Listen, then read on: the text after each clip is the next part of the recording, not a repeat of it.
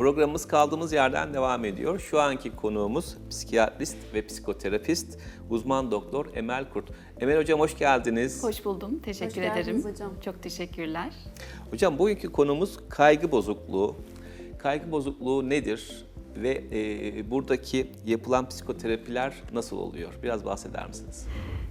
Öncelikle tabii kaygı bozukluğunu tanımadan önce belki kaygı nedir, normal kaygı nedir bundan bahsetsek herhalde daha iyi olur diye düşündüm. Çünkü doğal bir duygu, hepimizin yaşadığı bir duygu.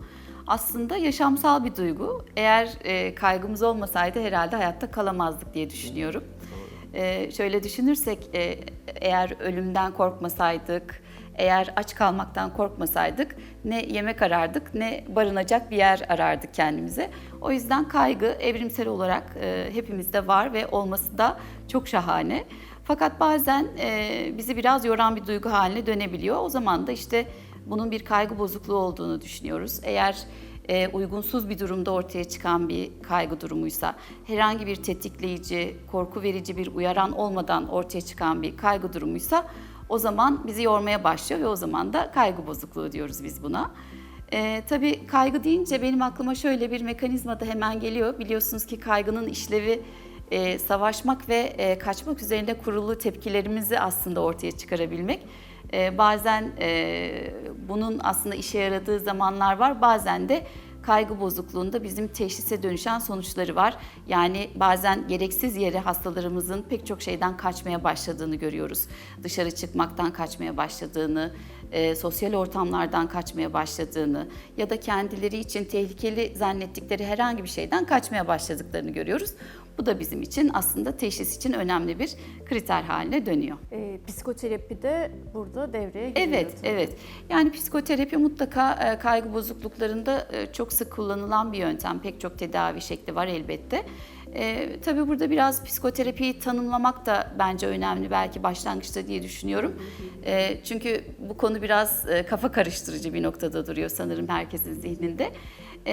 Psikoterapi aslında psikoterapi eğitimi almış olan ruh sağlığı uzmanları tarafından uygulanan, tamamı tekniğe dayalı görüşmelerden oluşan, insanların duygu ve davranışlarındaki problemleri, sorunları ortadan kaldırmaya yarayan bir yöntem aslında, basitçe böyle tanımlanabilir. Kaygıda da çok kullanıyoruz tabii ki psikoterapiyi. Peki kaygı bozukluğu kimlerde görülür ve neden olur? Kaygı bozukluğu aslında basitçe herkeste görülebilir. Biz çocukluk çağından başlayarak bütün hayatın sonuna kadar yer alan pencerede kaygı bozukluğunun tanısını koyabiliyoruz. Ama tabii ki sıklaştığı, daha sık görüldüğü dönemler var. Bunlar gençlik çağları, daha çok genç yetişkin dediğimiz çağlarda oldukça sıklığı artıyor.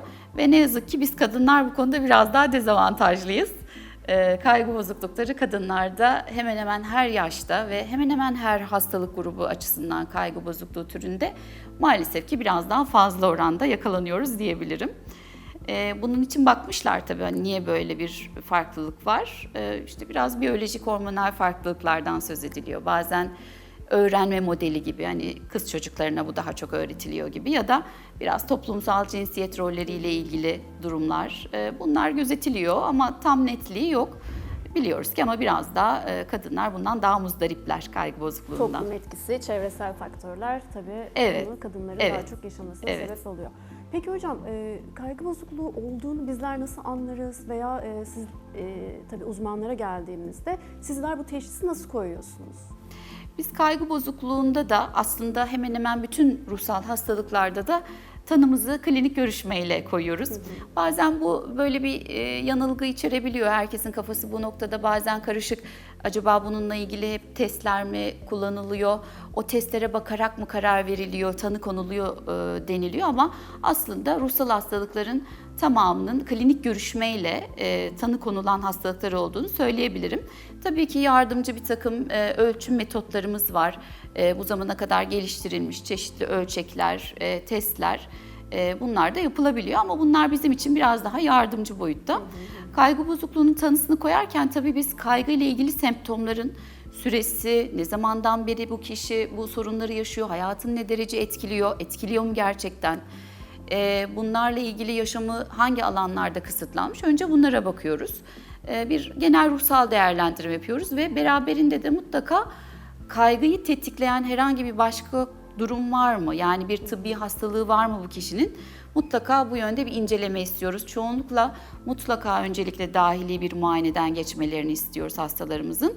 Ki tetikleyen bir etken varsa, ki bu en sık bilinenleri biliyorsunuz, tiroid fonksiyon bozuklukları gibi konularda çok sık tetiklenebiliyor. O faktörlerin ortadan da kaldırılması gerekiyor tedavi için. Bu nedenle de birlikte hareket edip teşhisimizi bu şekilde koymuş oluyoruz. Peki hocam, teşhisi koydunuz, yani bütün sebepleri ortaya çıkardınız. Tedavide neler yapıyorsunuz? Tedavi kısmını ben hep ikiye ayırırım. Bir tanesi acil tedavi gibi gördüğüm, böyle akut dönemde yaptığımız tedaviler gibi görürüm. Çünkü bazen hastalarımız o kadar büyük bir zorluk içerisinde geliyor ki biz böyle kaygıyı bazen daha soft bir şey zannediyoruz. Daha herkes yaşar canım bunu gibi, sadece basit bir huzursuzluk gibi düşünüyoruz ama bazen hastalarımız gerçekten o kadar yoğun bir şekilde bir kaygı bozukluğu yaşıyorlar ki oradaki semptomların ciddiyeti onların hayatını çok fazla bloke etmiş oluyor. O zamanlarda acil durum tedavileri dediğimiz durumlara geçiyoruz. Mutlaka orada ilaçlardan destek almak zorundayız. Çünkü bu gerçekten kişinin o dönem hayatını çok ciddi oranda bloke ediyor ve maalesef bazen o kadar yoğun yaşıyor ki kişiler ben artık bu sıkıntıdan kurtulmazsam ölmek istiyorum dedikleri bir noktaya gelebiliyorlar. O yüzden acil tedavilerde mutlaka öncelikle ilaç tedavimizi başlıyoruz. Yatıştırıyoruz süreci ve sonrasında mutlaka ve mutlaka bir psikoterapi süreci öneriyoruz. Çünkü tek başına kaygıyı tedavi etmek, yatıştırmak mümkün. Basitçe belki bazı ilaçları kullanarak da mümkün ama uzun vadede bir kişinin bundan kurtulması için mutlaka bir psikoterapi tekniği alması lazım. Orada da tedavide bir süre sonra bir psikoterapiye başlaması, yönlendirmesi bu konuda gerekiyor kaygı bozukluğunun tedavisi için. Peki hocam, bu psikoterapi süreci nasıl bir süreçtir? Bu psikoterapi süreci de aslında biraz tedavinin basamaklarındaki gibi yine ikiye ayrılan bir tedavi sürecini içeriyor. Daha çok öncelikle kişinin çok yoğun belirtileriyle nasıl başa çıkabileceğini birazcık öğretme, bilgilendirme, kaygı nedir gibi bir psikoeğitim dediğimiz süreçten geçiyor hastalarımız. Çünkü önce ne yaşadığını insanın bazen öğrenmesiyle başlıyor mücadele şekli. Eğer karşımızdaki düşman tanıdığımız bir düşmansa onunla daha iyi savaşabiliriz. Dolayısıyla önce kaygı bozukluğunu tanıdıkları bir psikoeğitim sürecinden geçiyorlar. Belirtiler neden oluyor? Bunları öğreniyorlar. Bunlarla nasıl başa çıkabilirler? Bununla ilgili hangi yardımcı teknikleri kullanabilirler? Bunları öğreniyorlar. Daha sonrasında da tedavi süreci biraz daha ileride bu kaygı nereden geliyor anlamaya çalışarak ilerliyor. Bazen geçmiş travmaları, geçmiş kayıpları, yasları, bazen ciddi bir örselenme yaşadığı yaşam öyküleri varsa bunlar gündeme alınıyor. Bir birikim mi var acaba bu Mutlaka, sürece getiren bizleri? mutlaka. Bazen tetikleyen bir yaşam olayı söz konusu olabiliyor. Bunları beraberce ele alıp daha sonra da bunlarla ilgili uygun terapi teknikleriyle bir ruhsal iyileşme süreci planlanabiliyor. Peki kaygı bozukluğu olan bir bireyin nelere dikkat etmesi gerekir? Kaygı bozukluğunda ben öncelikle hep şöyle söylerim, lütfen kendinizi tanıyın. Yani nasıl bir potansiyeliniz var, sizin başa çıkabilme yöntemleriniz neler? Çünkü hepimizin başa çıkabildiğimiz yöntemlerimiz birbirimizden farklı ve aynı olmak zorunda da değil.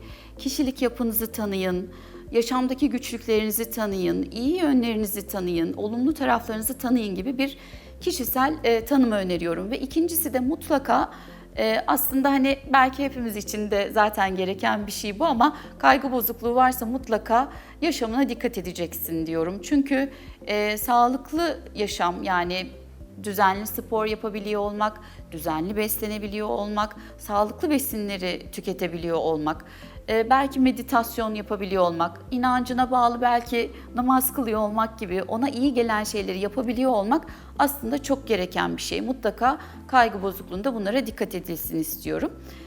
Ve tabii ki beraberinde de biraz kaygıyı tetikleyen bir takım şeyleri de hayatından belki çıkarması, belki bunlarla ilgili neler yapabileceğine şöyle bir dönüp bakması da onlara genelde önerdiğim şeyler oluyor. Çok teşekkür ederiz. Gerçekten kaygının ne olduğunu çok iyi anlattınız ve çok güzel anladık yani. Çok teşekkürler. Teşekkürler hocam verdiğiniz bilgiler için. Çok teşekkürler. Bugünkü program konuğumuz psikiyatrist ve psikoterapist uzman doktor Emel Kurt idi. Kendisine tekrar teşekkür ediyoruz. Programımız kaldığımız yerden tüm hızıyla devam ediyor.